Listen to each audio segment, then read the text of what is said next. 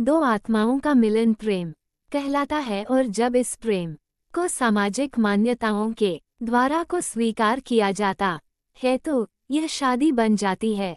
शादी यानी विवाह एक अटूट रिश्ता है, जीते जी लोग इसे निभाते हैं, लेकिन कुछ ऐसे भी जोड़े हैं जो मरने के बाद भी अपने जीवन साथी का साथ नहीं छोड़ते और ऐसी ही घटना से प्रेरित होकर एक डरावनी कहानी भूत की पत्नी आपके लिए प्रस्तुत है। मुझे आशा है कि यह कहानी आपको जरूर पसंद आएगी। सुनीता बड़ी हो चुकी थी और अब उसके माता पिता को उसकी शादी की चिंता हो रही थी। हालांकि सुनीता बहुत अच्छी लड़की थी जिसके लिए कई अच्छे लड़कों के रिश्ते आ रहे थे, जिनको लेकर सुनीता के परिवार में विचार विमर्श चलता रहता था। एक दिन सुनीता की मौसी एक अच्छे लड़के का रिश्ता लेकर आती है। लड़की की फोटो बहुत ही सुंदर थी, जिसे देखते ही सुनीता के माता पिता मोहित हो जाते हैं और वह तय कर लेते हैं कि इसी लड़की से सुनीता की शादी करेंगे। सुनीता को भी लड़का अच्छा लग रहा होता है। सुनीता की मौसी लड़के वालों को रिश्ते के लिए हाँ कर देती हैं और अगले ही दिन लड़के के परिवार को आमंत्रित किया जाता है ताकि लड़का और लड़की एक दूसरे से मिलकर बात कर सके। अगले दिन जैसे ही लड़के वाले आते हैं, सुनीता की नज़र लड़के पर पड़ती है और वह पहली ही नज़र में उसे अपना दिल दे बैठती है। सुनीता के घर में लड़के वालों का जबरदस्त स्वागत किया जाता है। दोनों परिवारों के बीच में रिश्ते की बात तय होते ही दोनों की धूमधाम से शादी कर दी जाती है। शादी के बाद लड़का सुनीता को लेकर शहर चला जाता है। शहर में वह कंपनी के मकान में रहता था। दोनों की शादीशुदा जिंदगी खुशनुमा चलने लगती है।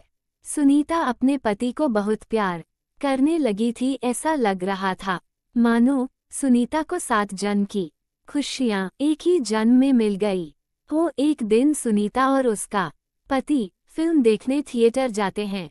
दोनों पूरा दिन खूब मजा करते हैं, लेकिन जैसे ही वह वापस लौट रहे होते हैं, अचानक एक कार सुनीता के पति को जोरदार टक्कर मार के चली जाती है। वह तुरंत अपने पति को उठाती है और उससे पूछती है कि आपको कहीं चोट तो नहीं लगी। सुनीता का पति मुस्कुराते हुए सुनीता के साथ चलने लगता है। सुनीता अपने पति के साथ घर आ जाती है। रात हो चुकी थी और दोनों बाहर से खाना पीना करके आए थे। सारा दिन दोनों ने खूब मजे किए, लेकिन सुनीता बहुत थक चुकी थी, इसलिए वह आते ही अपने घर में सो जाती है। सुबह उठते ही वह अपने पति के लिए चाय नाश्ता बनाती है और अपने पति को उठाने जाती है, लेकिन वह पहले से ही जाग रहा होता है। सुनीता अपने पति के सामने चाय नाश्ता लाकर रख देती है और अपने काम में लग जाती है। कुछ देर बाद जैसे ही सुनीता वापस आती है तो चाय और नाश्ता वैसे ही रखे होते हैं। सुनीता के पति ने उसे हाथ तक नहीं लगाया था। वह अपने पति से बोलती है, यदि आपको चाय नहीं पीनी थी तो आप मना कर देते, बर्बाद क्यों करवा दिया। सुनीता का पति कहता है, कोई बात नहीं, मेरे लिए खाना मत बनाना, आज मेरा मूड नहीं है। सुनीता का पति तैयार होकर अपने ऑफिस के लिए निकल जाता है। सारा दिन सुनीता अपने घर में काम करती और अपने पति का इंतजार करती रहती। 2 दिन गुजरते ही सुनीता के घर के दरवाजे पर कोई आवाज लगाता है। सुनीता दरवाजा खोलती है। सामने उसी कंपनी का चौकीदार खड़ा होता है जिसमें सुनीता का पति काम करता है। चौकीदार सुनीता से पूछता है, मैडम 2 दिनों से सर ऑफिस नहीं आए हैं, उनकी तबीयत खराब है क्या? मुझे मैनेजर साहब ने भेजा है। सुनीता को आश्चर्य होता है क्योंकि उसका पति तो रोज तैयार होकर ऑफिस के लिए निकल जाता था, फिर वो ऑफिस कैसे नहीं पहुंचा। चौकीदार के जाते ही सुनीता अपने पति के घर लौटने का इंतजार करने लगती है। शाम को सुनीता के पति घर आता है। वह उनसे पूछती है, आप ऑफिस के बहाने से कहाँ जाते हैं? सुनीता का पति उसे यहाँ वहाँ की बातों में घुमाकर अपने कमरे में चला जाता है। अगली सुबह सुनीता अपने घर के दरवाजे पर दूध ले रही होती है, तभी चौकीदार फिर से आ जाता है और कहता है, क्या साहब अभी तक नहीं आए? उद्धरण चिन्ह प्रश्नवाचक चिन्ह। सुनीता कहती है, वह तो अंदर बैठे हैं, जाओ मिल लो। चौकीदार घर के अंदर पहुंच जाता है। वह चारों तरफ देखता है, उसे कुछ नजर नहीं आता। पीछे से सुनीता दूध लेकर आ जाती है। चौकीदार सुनीता से कहता है, कहाँ हैं साहब? सुनीता कहती है, अंधे हो गए हो क्या? तुम्हारे सामने ही तो बैठे हैं। लेकिन चौकीदार को सुनीता पागल लग रही थी, क्योंकि सामने कोई नहीं बैठा था। दरअसल उस रात जो कार एक्सीडेंट हुआ था, उसमें सुनीता के पति की जान जा चुकी थी। चौकीदार सुनीता से दोबारा कहता है, मैडम वहाँ कोई नहीं बैठा है। लेकिन सुनीता चौकीदार को चिल्लाते हुए अपने पति को जाकर पकड़ लेती है और कहती है, ये देखो इतना बड़ा इंसान तुम्हें नजर नहीं आ रहा? सुनीता के साथ कोई दिखाई नहीं दे रहा था। चौकीदार वापस लौट जाता है और कंपनी में जाकर सारी बात कह देता है। जब कई दिनों तक सुनीता का पति काम पर नहीं आता तो कंपनी की तरफ से दिया हुआ कमरा खाली करने के लिए नोटिस भेजा जाता है। सुनीता नोटिस पढ़ते ही चिंतित हो जाती है और अपने पति से कहती है, आप कंपनी में काम कर रहे हैं, फिर क्यों हमें इस घर से निकलना होगा? सुनीता का पति भूत बन चुका था, लेकिन सुनीता उसे साधारण समझ रही थी। उसी शहर में एक पुराना घर था जो कई सालों से बंद पड़ा था और वहाँ कई भूतिया आत्माएं रहती थी। सुनीता का पति उसे उसी घर में चलने को कहता है। सुनीता अपने पति की बातों में आ जाती है और उसके साथ जाकर वहीं रहने लगती है। सुनीता ने इंसानों से रिश्ता खत्म कर दिया था और अपने पति के साथ भूतिया दुनिया में ही जीना सीख गई थी। दरअसल सुनीता अपने पति की बातों से पूरी तरह संतुष्ट हो चुकी थी। सुनीता को इस भूतिया घर में ही धीरे धीरे डर का एहसास होने लगता है। वह अपने पति के अंदर बदलाव देख रही थी, लेकिन वह अपने पति के प्यार में इतनी दीवानी थी कि उसे एहसास ही नहीं था कि वह भूत की पत्नी बन चुकी थी। कुछ दिनों बाद सुनीता के सास ससुर शहर आते हैं। सुनीता अपने पति से कहती है, मम्मी पापा का फोन आया था, वह 2 घंटे में स्टेशन पहुंच जाएंगे, उन्हें जाकर ले आओ। सुनीता का पति उससे बाहर जाने का बहाना कर देता है और उसी को स्टेशन जाने को कहता है। सुनीता अपने सास ससुर को स्टेशन से जाकर ले आती है। सास ससुर आते ही अपने बेटे यानी सुनीता के पति के बारे में पूछते हैं। सुनीता कहती है, वो अभी किसी काम से बाहर गए हैं, कुछ देर में आ जाएंगे। सुनीता अपने सास ससुर के आने से बहुत खुश थी। वह उनके खाने की सारी तैयारियां करने लग जाती है, लेकिन शाम होने के बाद भी जब सुनीता का पति घर नहीं आता तो सभी चिंतित हो जाते हैं। सुनीता के पति का फोन घर में ही रखा रहता था, इसलिए वह उससे संपर्क नहीं कर पा रही थी।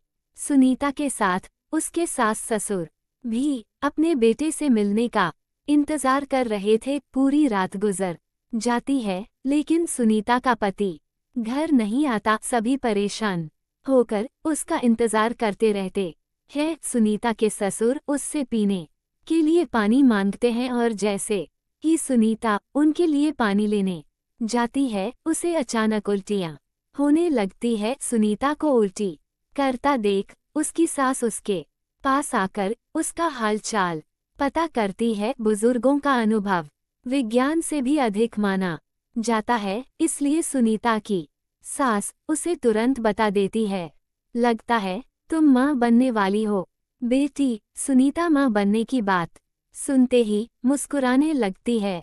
सुनीता ये बात अपने पति को बताने के लिए उतावली हो रही थी, लेकिन उसके इंतजार की घड़ियां बढ़ती जा रही थी। देखते ही देखते 5 दिन गुजार चुके थे, लेकिन सुनीता के पति का कुछ पता नहीं चल रहा था। तभी तीनों पुलिस थाने में शिकायत दर्ज कराने जाते हैं। पुलिस वाले सुनीता से कहते हैं, 5 दिनों से तुम्हारे पति गायब है, लेकिन तुम्हें अब याद आ रही है? सुनीता ने जवाब देते हुए कहा, सर वो ऐसा 1-2 बार और कर चुके हैं, इसलिए मैं इसे सामान्य घटना समझ रही थी, लेकिन जब 5 दिनों से उनका पता नहीं चला तो मुझे लगा हो सकता है वह कोई खतरे में हो। पुलिस रिपोर्ट दर्ज कर लेती है और जांच पड़ताल शुरू कर देती है। पुलिस की तहकीकात शुरू हो चुकी थी और 2 दिनों में ही पुलिस को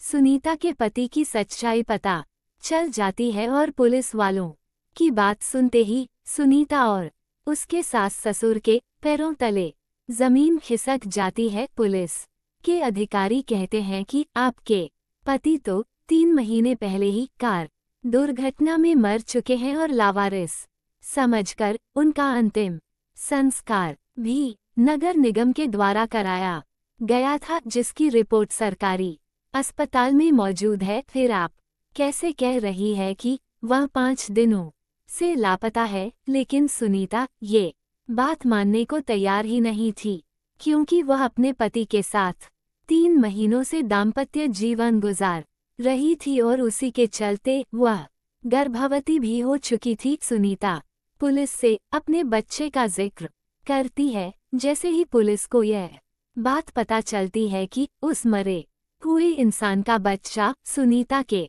गर्भ में है, तो वह सुनीता से कहते हैं, अब बच्चे का चेकअप करवा दीजिए, उसके DNA रिकॉर्ड से हमें पता चल जाएगा कि ये बच्चा आपके पति का है और उनके मरने के बाद यह आपके गर्भ में आया है, तभी आपकी बात पर सभी को भरोसा होगा।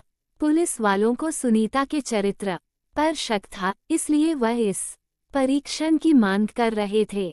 सुनीता को सरकारी अस्पताल लाया जाता है और वहां बच्चे का परीक्षण किया जाता है और जैसे डॉक्टरों के पास बच्चे की रिपोर्ट आती है तो उनके पसीने छूट जाते हैं, क्योंकि बच्चा साधारण नहीं था। वह 2 महीने का था, लेकिन उसका विकास 8 महीने के बच्चे के बराबर हो चुका था और अगले ही महीने वह जन्म लेने वाला था। डॉक्टरों के लिए अपने आप में यह ऐतिहासिक बात थी कि 4 महीने में कैसे कोई बच्चा जन्म ले सकता है। डॉक्टर सुनीता के हालात के बारे में विचार कर ही रहे होते हैं कि अचानक सुनीता के पेट में दर्द बढ़ने लगता है। डॉक्टर सुनीता के इतने जल्दी बिगड़ते हुए हालातों को समझ नहीं पा रहे थे।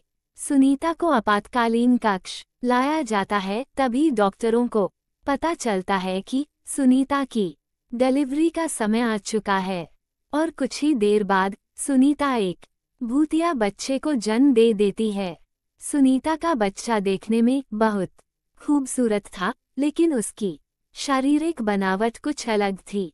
उसके दांत जन्म के साथ ही निकले थे और उसकी आंखें लाल थी। डॉक्टरों ने ऐसा बच्चा पहली बार देखा था। डॉक्टर उसका शारीरिक परीक्षण करते हैं। बच्चे के शरीर के अंदर सभी अंग सामान्य इंसानों की तरह ही थे।